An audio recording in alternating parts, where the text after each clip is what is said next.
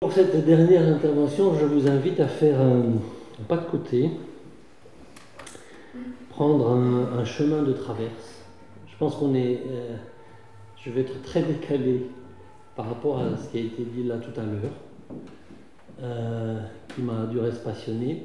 Et peut-être tant mieux, c'est aussi le jeu de l'interdisciplinarité. En fait, je voudrais revisiter la notion de croyance à la lumière de la philosophie bouddhique. Et je vous emmène dans un chemin jalonné de questions, de questionnements, parce que nous le savons tous, le plus important est la question. C'est le questionnement qui permet, me semble-t-il, d'identifier les croyances. Donc je vais tenter l'impossible, en une petite demi-heure, vous emmener au cœur de la philosophie bouddhique. Ce sera parcellaire, j'ai fait des choix. Quand j'ai préparé, il y avait tellement de portes d'entrée, en voilà une. Et je voudrais commencer par un saut dans le temps et dans l'espace. Il y a 2600 ans, dans le nord de l'Inde, on est dans une forêt ombragée. Il y a quelques personnes qui discutent. Discussion sérieuse, ils échangent. Et l'un demande à l'autre, mais qu'est-ce qu'un individu? Qu'est-ce que le soi? Vous voyez, la discussion est sérieuse. Qu'est-ce qu'un individu? Qu'est-ce que le soi? Et il y en a un autre qui répond, l'autre en question c'est Shakyamuni, le Bouddha. Et il répond en disant, un soi ou un individu c'est semblable à un tas de bois. Il y en avait un juste à côté de lui. C'est semblable à un tas de bois. Un tas n'est pas autre chose qu'un ensemble d'éléments qui le composent. Cet exemple, cette métaphore va avoir, on va le constater, des conséquences insoupçonnées. Commençons par une évidence. Je le signalais tout à l'heure lors de la table ronde.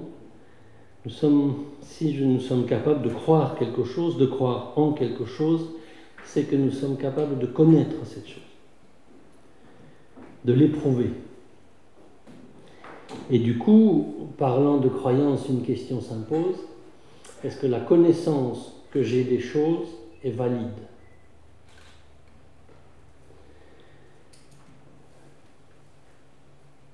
Voyons voir. Quand nous sommes rentrés dans cette pièce, que s'est-il passé? D'abord, on a un corps, n'est-ce pas? Et avec le corps comme support, nous avons d'abord vu, entendu, peut-être même senti les objets, l'environnement dans lequel on était. Ça a commencé par une expérience sensorielle. L'œil a perçu des formes, l'oreille des sons, etc. C'est le lieu premier de notre expérience du monde, c'est le ressenti, la sensation. Le Bouddha nous indique que c'est éprouvé sensoriel. Ces sensations sont ou agréables, ou désagréables, ou neutres. Il nous donne cette indication. C'est un rapport très immédiat aux choses.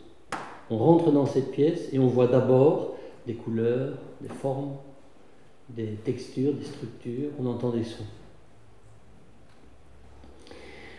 On pourrait dire qu'on récolte des données, malgré nous. Ces données arrivent à nous et elles sont rapidement interprétées. Il y a une connaissance conceptuelle qui prend place. La distinction, c'est le nom qu'on lui donne. Et cette distinction me permet de distinguer des caractéristiques, les caractéristiques de ce que je perçois par mes sens. Pour le dire autrement, c'est tout notre équipement socio-culturel qui se met en marche. Tout ce qu'on a appris, on parlait de culture générale tout à l'heure, tout ce qu'on a appris à l'école, dans la vie, dans ce qu'on a expérimenté, constitue un énorme réservoir et le plus souvent pas vraiment conscient, mais auquel nous nous identifions, dans lequel on peut puiser.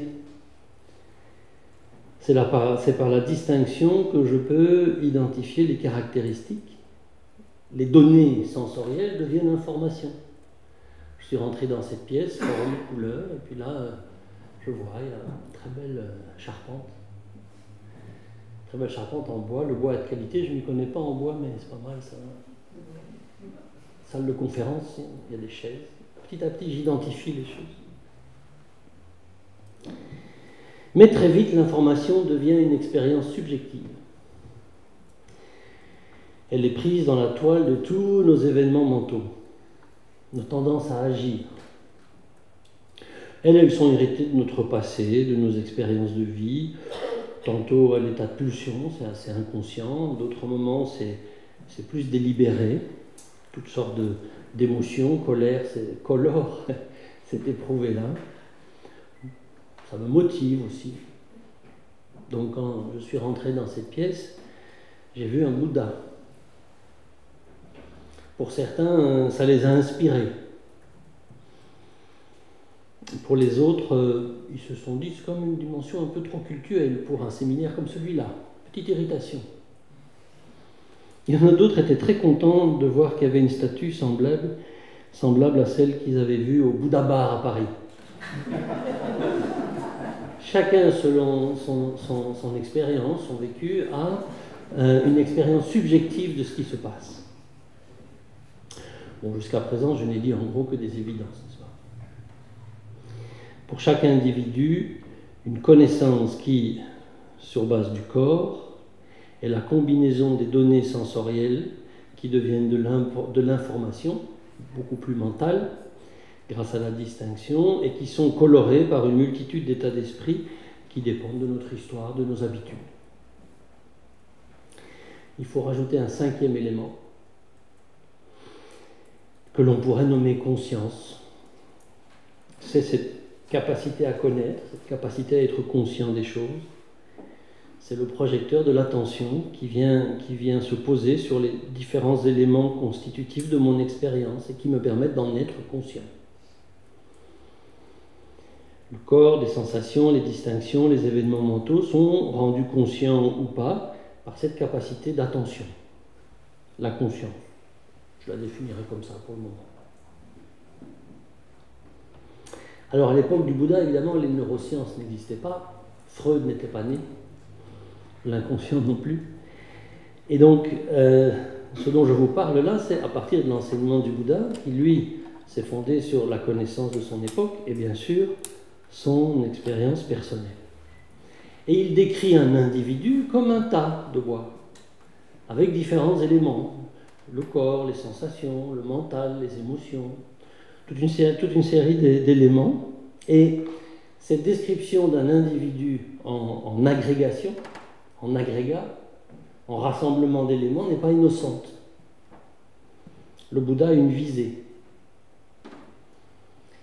Il veut mettre en évidence que notre façon de connaître, de nous connaître, de connaître les objets, est fondée sur une erreur cognitive, sur une croyance. Là, on va doucement basculer pour expliquer que cette expérience, finalement, expérience assez ordinaire de tous les jours, n'est pas ce que l'on croit. La perception que nous avons des choses nous fait croire que ces choses existent telles qu'elles apparaissent.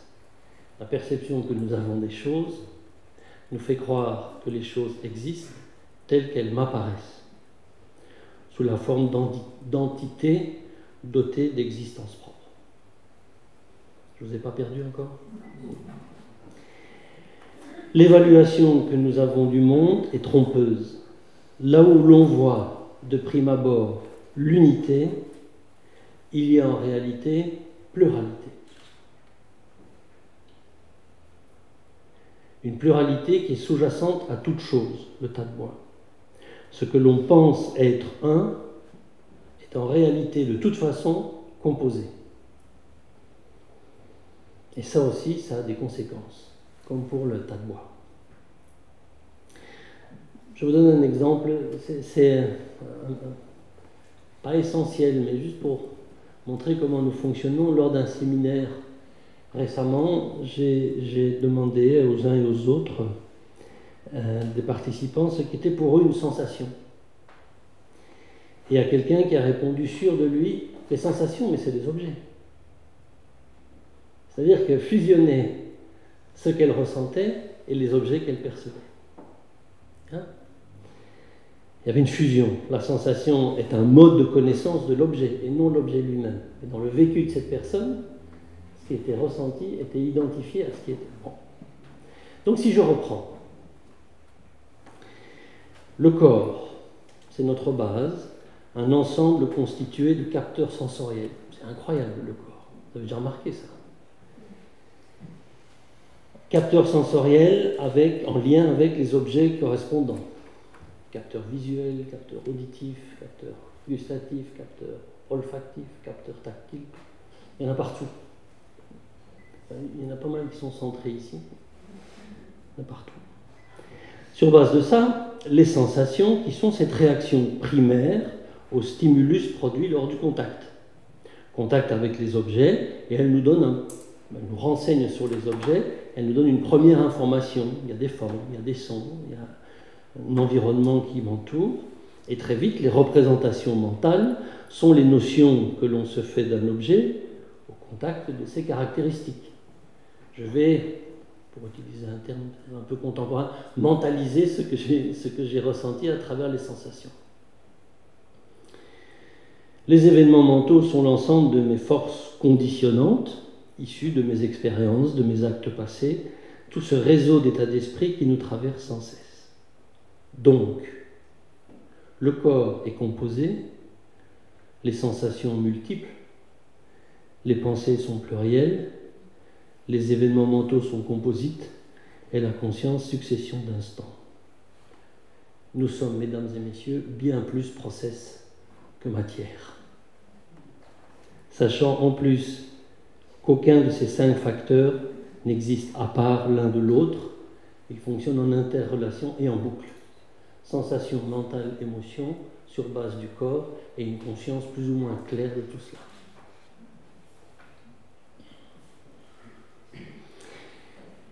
Partant de cela, il y a une question qui se pose. Une question que je dirais contre-intuitive, dans le sens où elle va à l'encontre de notre expérience habituelle, à tel point même qu'elle peut nous paraître puérile, presque naïve. Vous allez voir. Il est évident que nous-mêmes, ainsi que les phénomènes, les choses, les objets de connaissance, sont composés d'éléments multiples. On apprend ça à l'école. Cette poutre est faite d'atomes, n'est-ce pas? D'éléments multiples, sans cesse en interaction, et que donc l'ensemble de ces éléments se change sans cesse, se modifie, se métamorphose. Normalement, jusque-là, tout le monde est d'accord. Il n'y a rien de stable nulle part. Tout fonctionne continuellement. Or, malgré l'évidence du composé, de l'interdépendance et de l'impermanence, nous percevons les choses comme des entités séparées et stables, pour ne pas dire pérennes. Pour le formuler autrement, la perception que nous avons des choses nous fait croire que ces choses existent telles qu'elles nous apparaissent. Mais qu'est-ce qui fait que le multiple est perçu comme un, que les interactions entre les choses ne nous apparaissent pas et que le changement nous échappe? Comme s'il y avait 2 réalités, celle qui nous apparaît et celle qui se passe vraiment. Et c'est comme si ces 2 réalités avaient leur fonctionnement propre. On sait que cette pièce, si on lui enlève l'étiquette salle de conférence, admettons qu'on arrive à ne pas conceptualiser, qu'on arrive à ne pas concevoir cette pièce, si nous échappons aux représentations que nous en avons, cette pièce n'est composée que d'éléments, de particules qui sans cesse bougent et se transforment. On sait, si on y réfléchit, que cet endroit, d'instant en instant, se dégrade. Nous vivons pourtant une salle de conférence neuve dans laquelle on se sent bien. En tout cas, moi.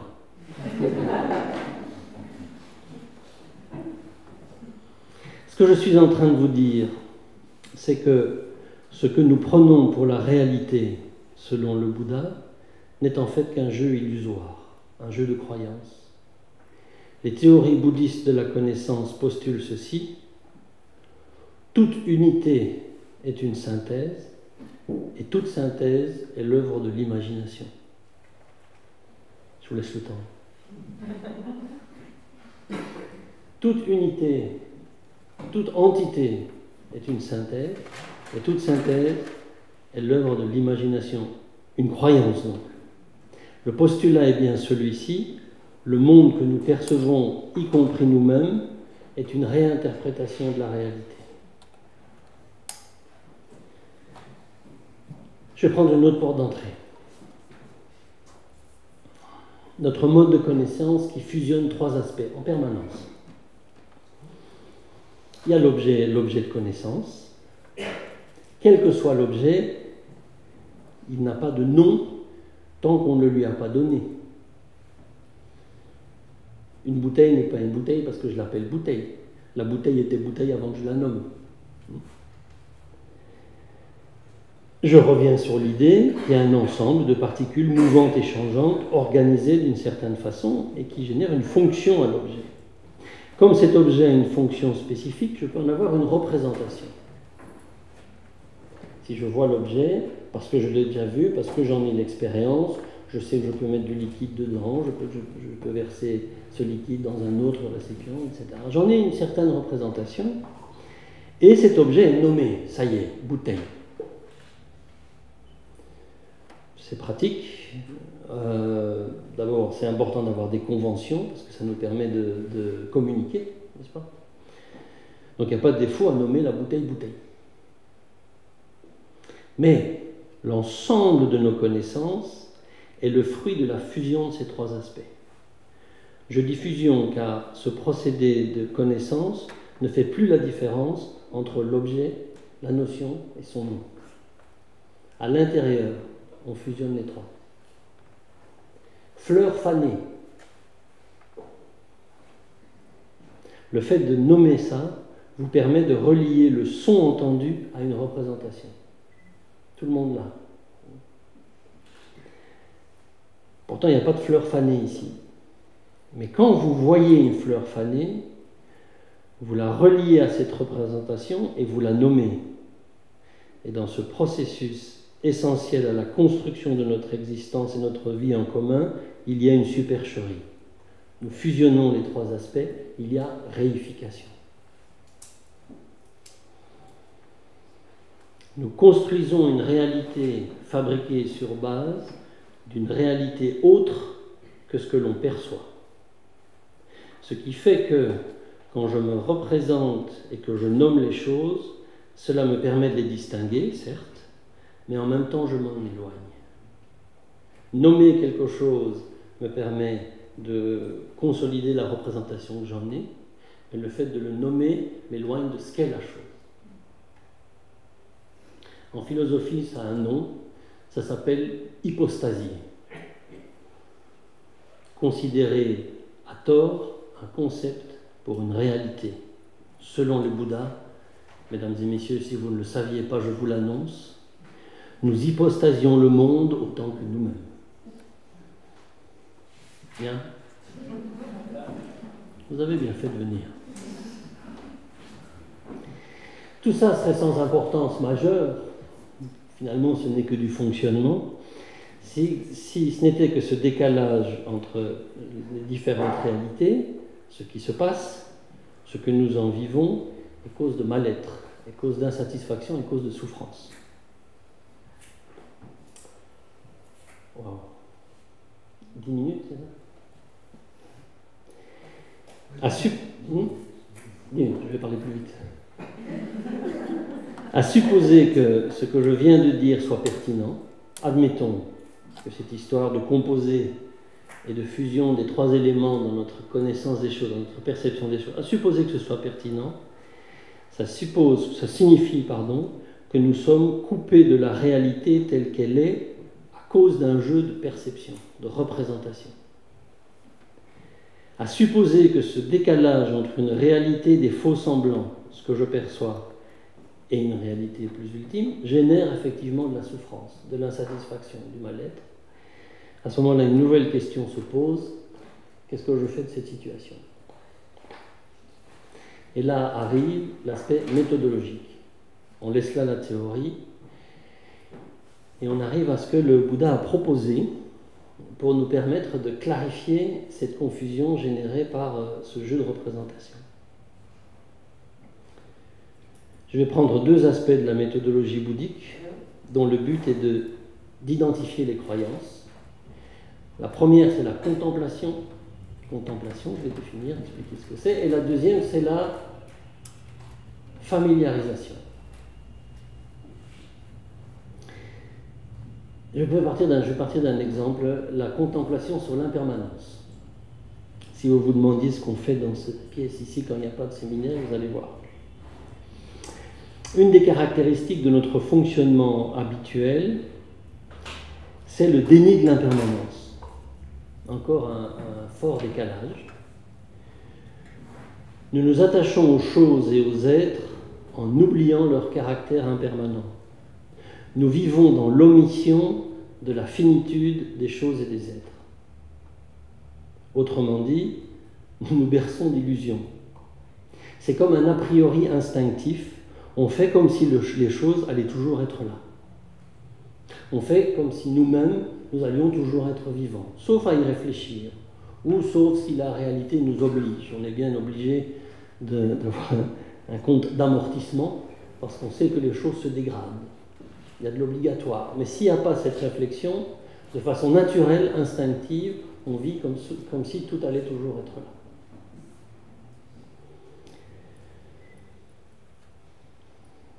Pour sortir de cette croyance instinctive à la pérennité des choses, le Bouddha nous incite à contempler le changement, à considérer attentivement la nature transitoire des choses, des situations, des êtres. Il nous propose de le faire à partir d'exemples concrets et vécus. Mener une réflexion sur le fait que les choses changent et évoluent. Je trouvais très intéressant quand on a fait l'inauguration ici, quelqu'un m'a dit « c'est bien, vous avez mis 2 ans pour construire, il faudra 2 ans pour les finitions, et une fois que ça sera fait, vous pourrez commencer à réparer. » J'ai pris cet exemple-là en me disant « les choses ne sont pas si stables que ça. » Il est intéressant de contempler les rides qui arrivent les unes après les autres dans le miroir, le matin ou le soir. Il est intéressant de contempler ce qui change, ce qui se modifie, ce qui se transforme. Parce que si on ne mène pas cette réflexion, elle ne sera pas menée pour nous, à cause de cette tendance à saisir les choses comme pérennes. La contemplation ne consiste pas à se demander ce que je pense du fait que les choses changent, ou quelle est mon opinion sur le changement des choses, mais plutôt de me demander ce que je comprends du changement, ce que je perçois du changement. Le propos est de modifier notre a priori et d'aborder les choses dans la conscience de leur finitude, générer une nouvelle habitude.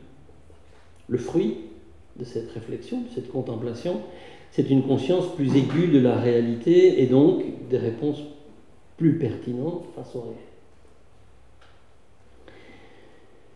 On peut amener la contemplation sur l'impermanence dans des dimensions plus subtiles. Là, je vous ai parlé de l'impermanence visible, traditionnellement on dit grossière, mais qu'importe. Cette impermanence visible qui se rappelle d'évidence à moi, les choses changent, et je peux le percevoir en général soit par à-coup, soit parce qu'il y a des ruptures, ou par modification parfois à peine tangible de ce que je perçois. Mais je l'observe. Parce que mes sens y ont accès.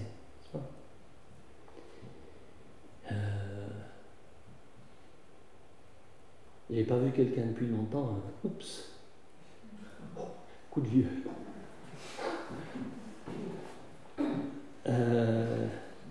La maladie qui tout à coup n'était pas là avant et me prend, évolue, etc., etc. Mais pour qu'une chose se transforme accidentellement, si je prends un exemple plus simple, pour qu'une tasse puisse s'ébrécher, le coup de vieux de tout à l'heure, qu'une relation qui évolue, quel que soit l'exemple que je peux prendre, pour qu'une chose se transforme, pour que cela soit possible, il faut que l'ensemble des éléments se transforment sans cesse. Une tasse n'est pas fixe et figée jusqu'à ce qu'elle soit ébréchée. Pour qu'elle puisse être ébréchée, il faut que l'ensemble de ces éléments se modifie de façon incessante. C'est l'impermanence subtile. Je n'y ai pas accès par les sens, mais je peux y avoir accès par l'inférence, par la contemplation.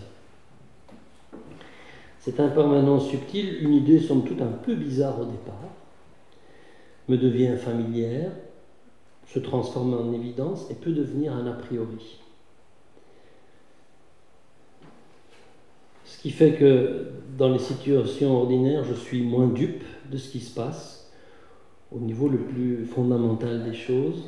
Une conviction nouvelle prend place, une disponibilité au changement, à l'évolution des choses, un nouvel a priori en lien avec la réalité.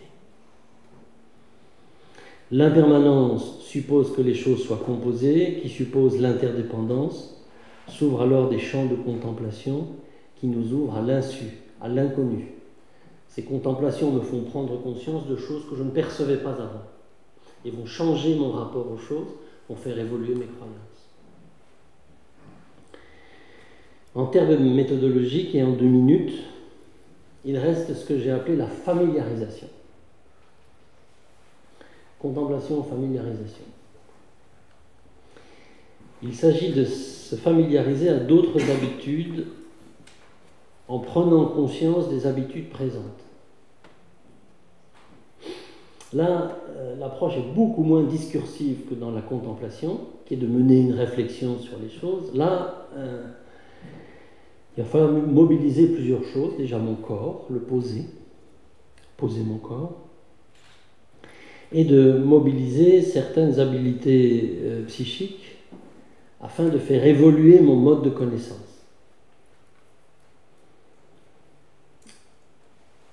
D'abord, psychophysiquement, cela demande de la détente. De toute façon, pour aborder les croyances, il faut être détendu. Psychiquement, il s'agit de dissiper progressivement cette croyance que c'est en cherchant que l'on trouve. Ici, le processus méthodologique suppose que c'est en arrêtant de chercher que quelque chose peut être trouvé. C'est un a priori. Essayons. 2 autres fonctions de l'esprit sont mobilisées. Donc on a vu la détente physique, psychique, et les 2 autres fonctions sont ce qu'on appelle le rappel ou l'attention. Le fait de se rappeler au bon moment de la bonne chose, c'est tout à faire. Et la vigilance. La vigilance, dans notre expérience de connaissance, là il faut que j'explique un petit peu. Quand on connaît, quand on a une expérience de connaissance, un éprouvé pour l'appeler comme ça, il y a la perspective de l'objet et celle du sujet. C'est moi qui connais un objet. Tout en percevant une forme, je reprends l'exemple du verre, on est conscient du fait de percevoir cette forme. Il y a un verre et je sais que je perçois un verre. Nous sommes conscients, pas seulement de ce que nous percevons, nous sommes conscients que nous percevons. C'est donc la conscience elle-même qui se perçoit. Elle est consciente qu'elle est en train de percevoir. En général, nous n'avons pas du tout accès à ça. Ça se passe automatiquement, naturellement. La perspective tournée vers l'extérieur est la perception des objets. L'aspect tourné vers l'intérieur est l'expérience elle-même, c'est-à-dire la conscience de la connaissance. La conscience de la connaissance elle-même. La familiarisation dont je vous parle là, l'exercice que je suis en train de vous expliquer, va progressivement laisser les objets de connaissance, tant internes qu'externes, les sons, les formes, etc., les pensées, les sensations, etc., pour cultiver l'attention au processus de connaître. Nous avons cette capacité d'être conscient de ce qui est conscient. Vous êtes toujours là? À condition de ne pas se laisser emporter par les objets de cette conscience. Vous l'aurez tous compris, je parle de la méditation. Associer la contemplation bien menée à la familiarisation ou à la méditation permet de progressivement identifier les croyances afin d'en être de moins en moins dupe. On parle alors de voir la réalité telle qu'elle est, ou en tout cas s'approcher de la réalité telle qu'elle est. Nous étions dans une forêt du nord de l'Inde il y a 2600 ans, avec ce tas de bois qui n'est composé que de ses parties. Nous sommes passés par la notion d'illusion, de réalité de faux semblants. Nous sommes arrivés à la méditation, l'entraînement à un regard plus direct sur notre réalité. Au bout du compte, tout ce que je viens de vous dire n'est peut-être qu'un filet de croyance. Mais ce dont je vous ai parlé a une qualité. Si on le met en œuvre, cela permet de poser un regard plus apaisé sur ce que nous vivons et d'être moins dupe des croyances qui nous traversent. Et je reste avec ce que je vous ai dit tout au début de la journée. L'essentiel est de venir et de voir par vous-même. Merci.